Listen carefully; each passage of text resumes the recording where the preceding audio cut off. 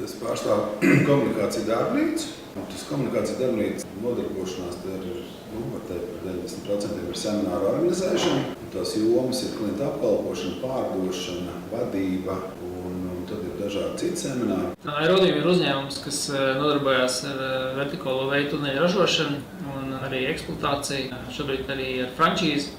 Nodarbojos ar skateparku būvniecību, kā arī dažādi citi interesanti projektu realizēšanu. Detaļa 38. gada automašīnai. Detaļa nav nopērkama vairāk. Tādās patiesībā nebija mazliet. Bija divi dažādi jaunie cilvēki, kuri taisīja 3D printerus. Faktiski ideja radās, ka nevajag tiem abiem cilvēkiem taisīt katram savu printeru, bet labāk veikt spēkus kopā taisīt vienu. Pirms tam strādāju uzņēmumā Latvijas Tālrunis. Pēdējos 2 gadus es biju pārdošanas grupas vadītājs. Mums firmā bija 150 pārdevējiem. Tos pirmos soļus pārdošanā mēs izlēmām, ka mēs paši varam sākt mācīt. Mēs nodibinājām savu apmācību nodaļu. Es pēc izglītības esmu matemātikas skolotājs un kaut kur tas skolotāja gars iekšā bija. Viens klients palūdza no semināru, sestdien, svētdien, otrs, trešais, un tad mēs sapratām kopā ar vienu kolēģi, ka mēs varam veidot biznesu. Man bija kaut kāda cita biznesa, un es nolēmu, ka vajag paplašināties. Tad biju redzējis Amerikā, ka līdzīgi tādu iekārtu. Sākām skatīties, kur var nopirkt.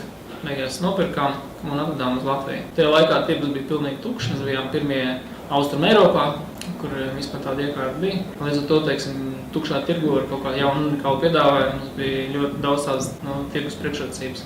Radās iespēja būvēt skateparku. Pirms tam jau tika darīts visādi, vienkārši palīdzēt draugiem, pašiem būvēt visādi bērnībā, visādas konstrukcijas būvētas.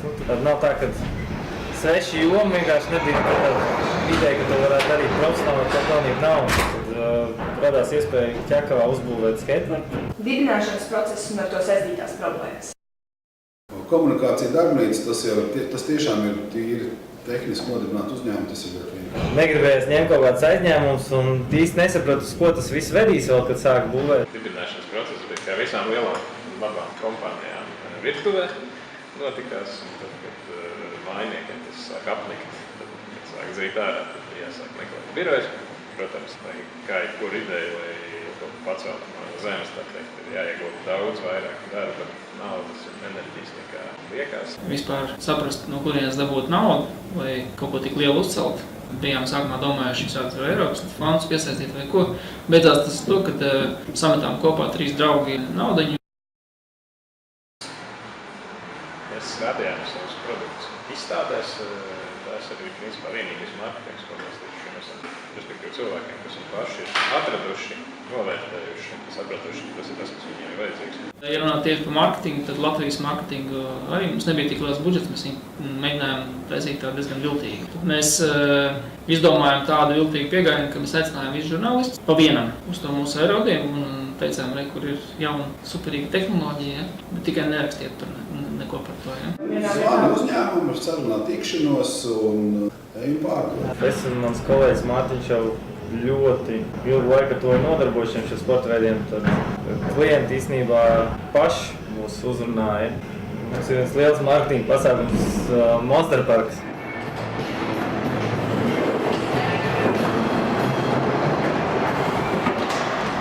Tā bija tā ideja, ka visu kaut kādu to naudu daļu, ko mēs tiešām nopelnam, atdot atpakaļ ar šo vietu. Mēs sapratām, ka visu laiku ir nevajag. Ļoti reti ir biznesa, ka tu tā uzsāc un reiz tā viss tā aiziet tā labi. Lielai veiksmē vajag būt. Aerodīma gadījumā mēs kritām iekšā ļoti daudz. Pirmkārt, to, ko mēs nopirkām no Kanādas, tas nestrādāja. Otrkārt, nebija no tās firmas, ko mēs nopirkām, nebija nekāds zināšanu bāze, kā strādāt ar klientiem, kā viņus droši apkalpot. Pirmās atsauksmes no klientiem mums bija par iepriekšējo produktu, ka par tādu cenu mēs viņu pirktu pat nestrādājuši. Respektīvi, tas produkts bija ļoti labs, un tā cena bija ļoti maza, kas īstenībā nebija maza. Un tad brīdī mēs sapratām, ka mums ir izdevies atrast kaut kādu tādu komandu, kas ir spējīgi radīt kvalitatīvu produktu. Tāpēc, ka tur arī bija saistīta tās pirmās neveiksmes. Aparāts varbūt bija iepriekš tāds amatīriskāks, kamēr tā sērija veida ražošana. Šobrīd tas jau otrādā. Viņš tik daudz veiksmes, tik daudz neveiksmes. Neveiksmes, pat nē, kā nozīmē neveiksmes? Tā nav neveiksme, tā ir pieredzes trūkums. Un veiksmes jau vispār tas ir. Viss šis bizness ir tāds, ja skatās, diezgan liels veiksmes tās, kur pamatā vienkārši bijis salīdzinoši liels darbs. Nebija šīs zināšanas. Ir tāds teiciens learning by doing. Labojot kanādiešu kļūdas, mēs paši kļuvām gudrāki un kaut kādā brīdī šīs kļūdas kapitalizējām. Ja. Tas bija patiesībā arī iemesls, kāpēc mēs tik strauji aizgājām uz priekšu. Mēs aizgājām prom no lava mārketinga, tāpēc, ka mēs ar otru īpašnieku vienkārši nespējām sadzīvot, satikt. Tā var to uzskatīt vienu neveiksmi, bet tajā pašā brīdī to var uzskatīt par lielu veiksmi, ja, ka mēs esam nodibinājuši ģimenes uzņēmumu. Droši vien, ka tā ir ļoti pareiza tā biznesa stratēģija. Nodrošinām ļoti labu kvalitāti seminārām, lai tie cilvēki beigās ir apmierināti. Un otra lieta, tas, ka mēs bieži vien izdarām, var teikt, vairāk nekā citi. Pēc semināra mēs arī noteikti sniedzam atgriezenisko saiti ar ieteikumiem, ko darīt, lai viņš savus rezultātus uzlabotu. Mēs īstenībā nenosakām to cenu, tirgus nosaka to cenu, par kādu mēs būvējam. Tas mīnus, tajā mums ir jāturās. Vienkārši tā atšķirība tā, ka mēs cenšamies tiešām par to konkrēto ciparu maksimāli vairāk tiešām domāt par kaut ko liederīgu uzbūvēt. Bieži vien mums ir bijis tā, ka mēs atsakām pašvaldībām, nē, no šā budžeta šajā vietā vienkārši nekas labs nevar sanākt. No sākuma saka, mēs iesim pie kāda cita ar vēl kaut ko, un tāpatās viņi lielākoties atgriežās, vienkārši saprot, tā reālā situācija ir kaut kādas lietas, kas kaut kādas summa maksā un viss. Tas ir dziļi filozofisks jautājums, un te ir jāņem vērā ļoti daudz lietas, piemēram, kā tā mūsu gēni, ja, jo var tautas iedalīt, piemēram, tādas tautas, kas vairāk turās kopā, strādā kopā. Latvieši, diemžēl, tādi, ka viņi ir vienpētni ļoti bieži. Un tajā pašā brīdī ir otrs moments tāds, ka, lai nodibinātu uzņēmumu, vienam cilvēkam to izdarīt ļoti grūti. Tad mēs dibinājām šo uzņēmumu. Mums bija viena pasniedzēja, kas palīdzēja. Praktiski viņi bija viens no tiem cilvēkiem, kas man lika pārdomāt, ka man vajag iet prom no tā iepriekšējā uzņēmuma, dibināt šo. Un mēs nodibinājām trietā, un es varu pateikt, ka, ja nebūtu viņi, tas būtu ļoti grūti. Būtībā, visticamāk, mums nekas nesanāk. Bet, tad, kad dibina uzņēmumu, tad ir ļoti viena svarīga lieta. Parasti cilvēki tagad sadala, teiksim, šos daļas, cik kurām būs, ko kurš darīs, un tas viss ir forši, bet daudz svarīgāka lieta ir iepriekš atrunāt un praktiski juridiski nokārtot visu par to, kas notiks, ja kāds izstājās. Es nezinu, vai ar draugiem, paziņām, radiem, bet viena no svarīgākām īpašībām, lai noteikti nevajag darīt vienam vienmēr ir visgrūtāk. Tas nav neiespējams, vienkārši tas ir grūtāk.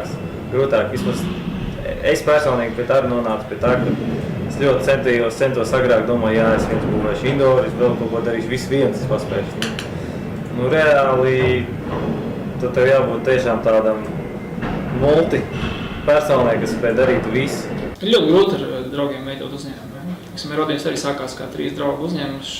Vienā brīdī nācās man izpirkt savu draugus. Vīzijas ir savādākas, teiksim. Veidot uzņēmumu ar draugi, tā kā precēties ar viņiem. Un, piemēram, mūsu gadījumā vienam bija vīzija, ka mums vajag, pelnīt 2. gadā, piemēram, citam bija vīzija, ka jāpelna 10. gadā. Ja, var kaut kur nokļūt tikai tad, ja tu riskē. Ja bail būs, tad arī pienāks 50, 70 gadu un tev būs bail tāpatās. Neviens neatnāks dzīvē un nekad tev tā neietos kaut ko. Nevienam tu neesi vajadzīgs šajā pasaulē, izņemot savu mammu un vecākus. Piemēram, es nezinu, man bija 15 gadu, es zināju, ka es gribu daudz ceļot, es gribu kaut ko darīt ārzemēs. Un tad vienkārši gaida izdevību. Ja tev ir tas plāns ielikts, ka tu gaidi izdevību, ka tu varētu kaut ko ārzemēs darīt. Sakārtot grāmatvedību sākumā. Papīra lietas ir svarīgas, gan grāmatvedība, lietvedība, visas tās lietas ir ļoti svarīgi sakārtot jau pašā sākumā. Otrs ir izdomājuši savu biznesu. Ne visur tas ir iespējams, bet lielā tiešām cenšaties to darīt vislabāk. Nav jēgas uzsākt kaut ko, ko kāds jau dara labāk nekā tu. Uzņēmumu nodibināt jau nav, tas ir tīri tehnisks process, tur nekā sarežģīti nav. Viena lieta es noteikti ieteiktu riskēt, mēģināt. Ja tu nepamēģinās, tu nekad neuzzinās, kā ir.